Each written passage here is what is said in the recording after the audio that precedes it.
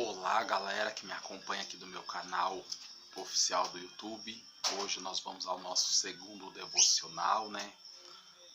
Vamos meditar um pouquinho na palavra de Deus. É muito importante ler a palavra, é muito importante saber o que está dentro do manual da vida. Aqui você nunca será enganado, aqui você nunca vai se perder, tá bom, gente?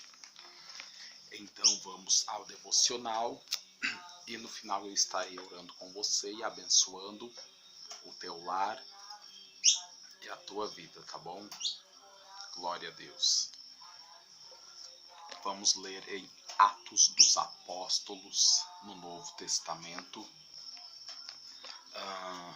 capítulo 4, e iniciamos a leitura no versículo 32. Aonde fala união e amor entre os crentes. E era um coração e a alma da multidão dos que criam, e ninguém dizia que coisa alguma do que possuía era sua própria, mas todas as coisas lhe eram comum.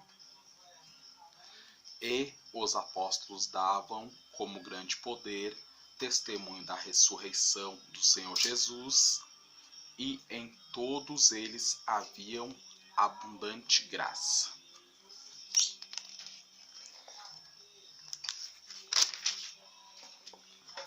Não havia, pois, entre eles necessidade alguma, porque todos os que possuíam herdades ou casas, vendendo-as, traziam o preço do que fora vendido e o depositavam aos pés dos apóstolos.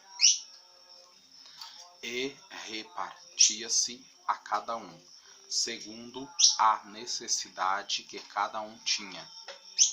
Então José, cognominado pelos apóstolos Barnabé, que traduzido é filho da consolação, levita natural de Chipre, possuindo uma herdade, vendeu-a e trouxe o preço e o depositou aos pés dos apóstolos.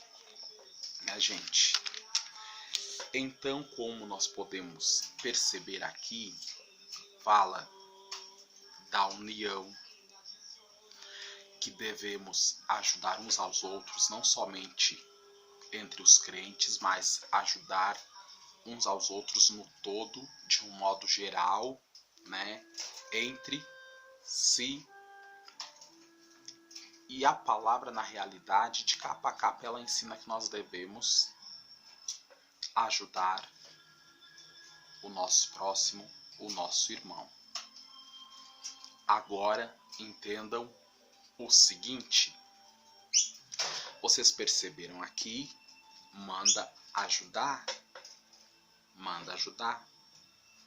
e trazer para os apóstolos, né?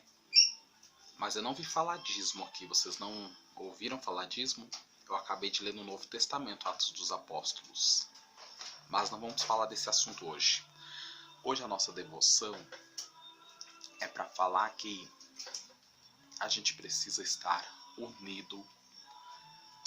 A igreja está vivendo momentos de turbulência nesta terra e tudo está se findando, e não podemos de maneira nenhuma deixar se escarnecer a palavra de Deus, e não podemos nos apostatar da fé. O que eu quero dizer com apostatar da fé? É que quando vem a tempestade na nossa vida, na vida das pessoas, elas querem negar a fé. Apostatar, traduzindo, é negar a fé, negar a Jesus, né? E os versículos que eu acabei de ler aqui na palavra de Deus falam justamente ao contrário. A gente precisa de união, a gente precisa se unir a Deus, a gente precisa ter aquela convicção e aquela veemência de que vamos para o céu, não importa quem nos julgue, mas quem vai decidir tudo é Jesus diante o Pai, né? E aqui foi um exemplo do que eu li na palavra de Deus. Um tinha, por exemplo, uma casa, vendeu a casa, trouxe o dinheiro aos apóstolos, para os apóstolos, com este dinheiro, comprar mantimentos para abençoar o povo. E vocês vejam bem que naquela época não existia dinheiro, o papel, dinheiro de verdade, não. Dízimo, traduzindo o dízimo daquela época, era alimento, não existia dinheiro. Levava o alimento até os sacerdotes do templo para alimentá-los e alimentar a viúva, o órfão. É isso que fala na palavra, gente. Só que tem muitos espertalhões que querem trazer para os dias de hoje como dinheiro para se enriquecer às custas do povo de Deus, para ter carros de luxo, carros chiquérrimos, para ter casas de luxo, sabe? E não é, gente. Dízimo não é dinheiro. Dízimo é alimento. Entendam o seguinte: dízimo é alimento na tradução da palavra de Deus. É dinheiro como se na época que Jesus andou pela terra não existia dinheiro. Né? O dízimo era uma terça parte do que era produzido e levado ao templo para o mantimento. Servia como mantimento para os que lá guardavam aquele templo. Então, traduzindo para a linguagem de hoje, o dízimo é nada mais nada menos que a comida. É por isso que a palavra fala para ajudar, com o dízimo, ajudar o órfão, a viúva, enfim. Quer dizer o quê? É a mesma coisa que traduzir. Com a cesta básica, ajude lá. Com a comida, ajude ali e acolá e assim por diante. Não é dinheiro, gente. Estão me entendendo?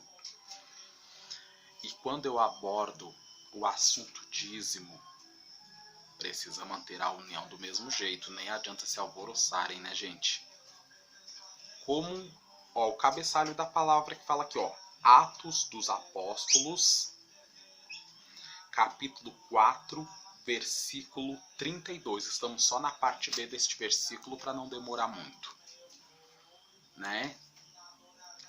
Então, muitos usam de engano para poder se safar, mas quem está guiado, está alicerçado pela luz divina, nunca será enganado e nunca se deixa escarnecer o nome do Senhor e se escandalizar. Os espertinhos usam só Malaquias lá no Velho Testamento. O Atos dos Apóstolos eu acabei de ler aqui no Novo. Não tem dízimo no Novo Testamento, gente. E se tiver, é uma ou duas vezes que vai falar e ainda fala que o dízimo não é dinheiro. Não é. O dízimo é mantimento, é alimentação, que era levado para a viúva e para o órfão e para os sacerdotes do templo daquela época. Então não adianta querer fazer lavagem cerebral no povo, né?